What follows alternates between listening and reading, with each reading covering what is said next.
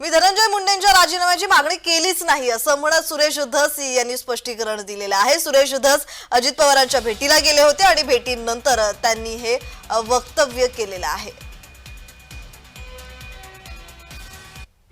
मी कुठे राजीनाम्याची मागणी केली? अजून मी नाही राजीनामा। तुम्ही जरा माझ्या रिवाइंड करा। राष्ट्रवादी काँग्रेस पक्षाचे बीड जिल्ह्यातले ज्येष्ठ नेते श्री प्रकाश सोळंके यांनीच त्यांच्या राजीनाम्याची मागणी केली। मी कुठं?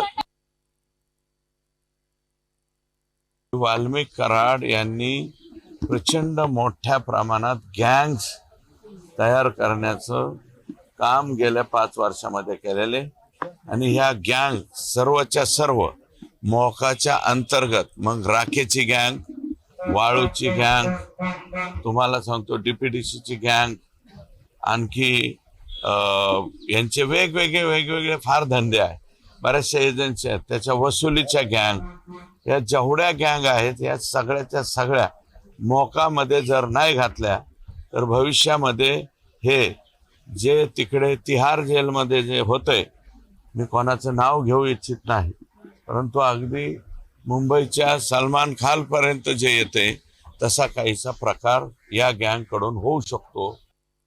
त्यांच्या कालावधीत असं झालेलं नाही एकतर्फा वाग। फक्त 750 शिक्षक त्यांनी चुकीच्या पद्धतीने जागेवर बसवलेले आहेत। 750 कमी 745 बहुत।